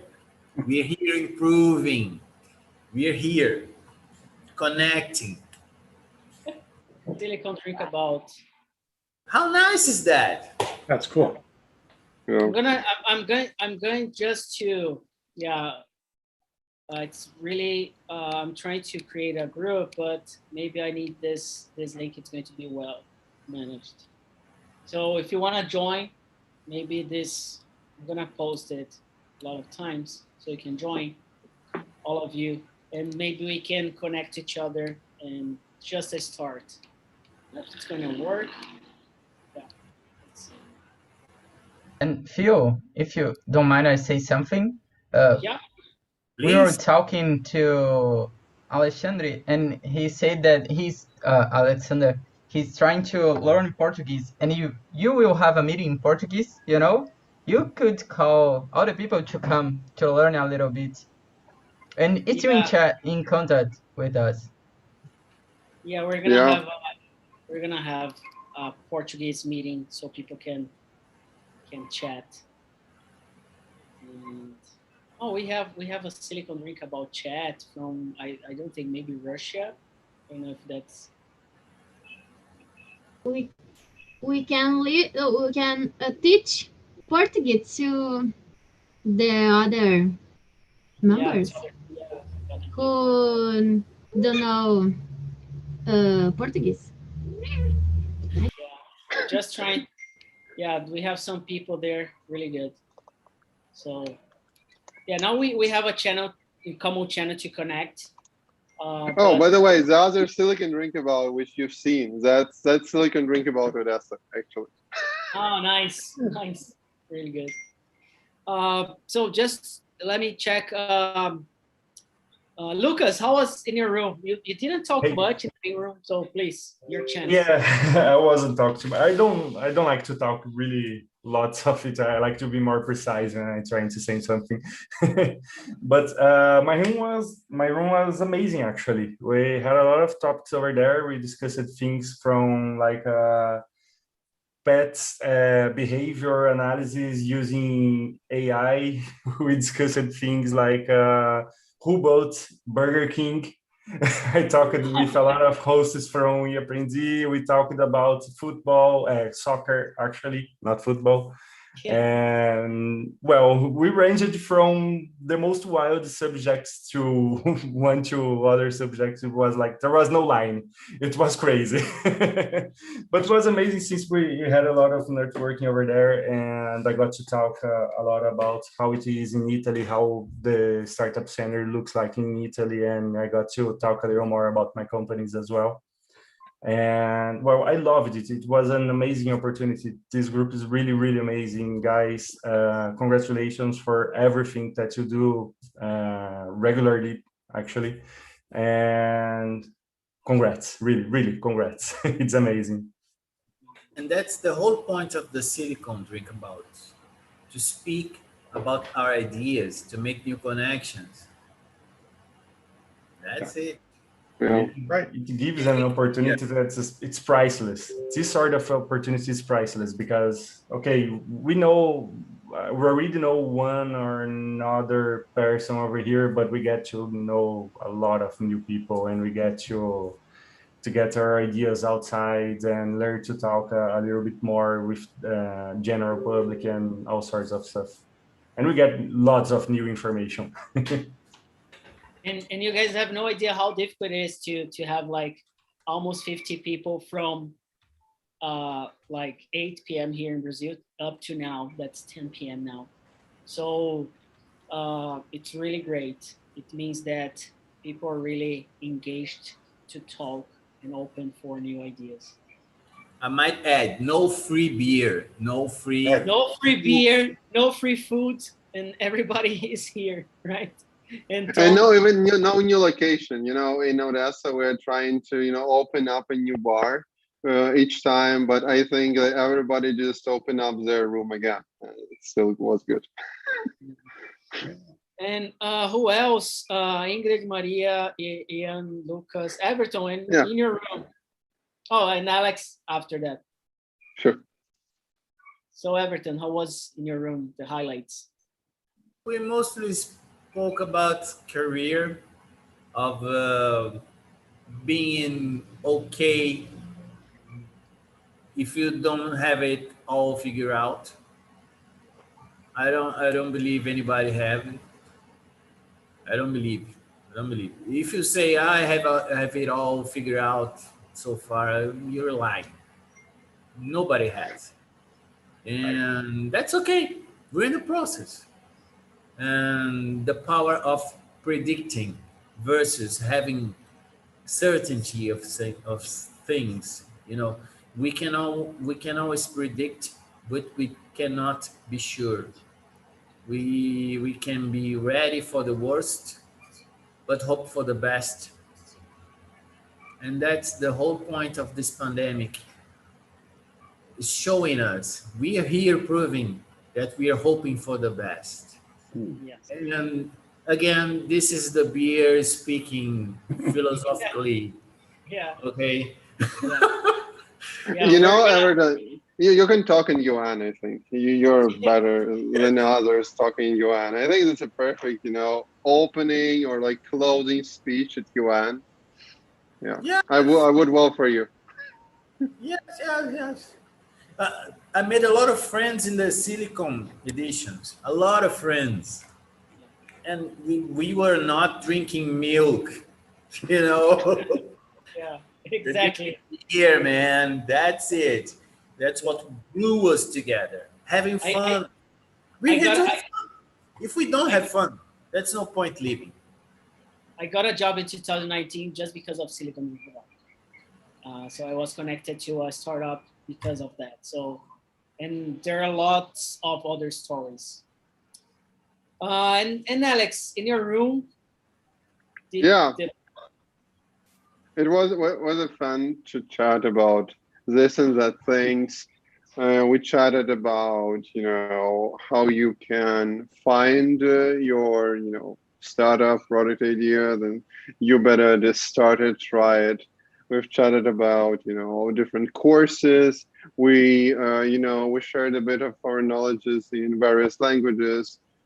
Spanish, English, Portuguese, even Japanese. So it was really, international chat, and chat about other things. Like enjoyed being, being connected. And I've actually learned a lot about the community you're building, guys, in Brazil. I think it's very, very nice, and I would love to, I think all of us would like to keep this international party going. Yeah. And thanks, Felipe, you and Jan for for making it happen. We might as well do it again. Yeah. We're gonna plan that. Lots of ideas, lots of things, and Ian, he's the guy of ideas, connections, and he has just posted about the lunch club. The first time you talked about that, I thought it was I didn't recognize it was lunch club. Sorry. Yeah. So we just verified that it does work in Brazil. It doesn't work in every country, but it works in many countries, apparently. So I highly recommend it. Wow.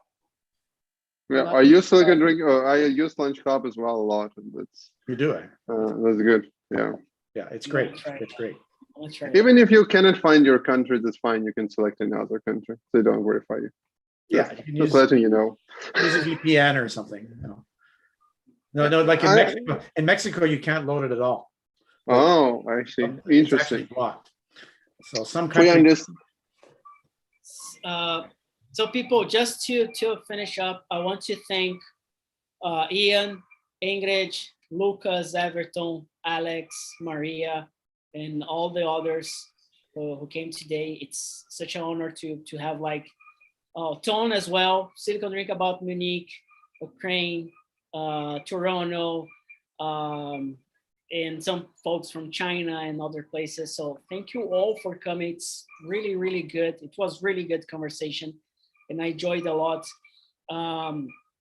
We're gonna set it up pretty soon. I'm gonna talk to Ian so we can do something maybe different or like a topic or so. I don't know, but let's keep in touch. Let's definitely keep in touch. So thank you all again for coming, and I'm gonna just finish the YouTube live session. If you wanna join, we have a YouTube channel for Silicon Drinkabout São Paulo, and we have some videos that we did for some events we did in the past when we before COVID-19. So just for you to have an idea of how is the Silicon Drinkabout in São Paulo. So Tone, Alex, Maria, Ingrid, Ian, Lucas, and Everton, thank you so much for accepting the invitation. Hope to see you guys pretty soon. And for those who want to keep it up, we are gonna be here, and have a good night or have a good morning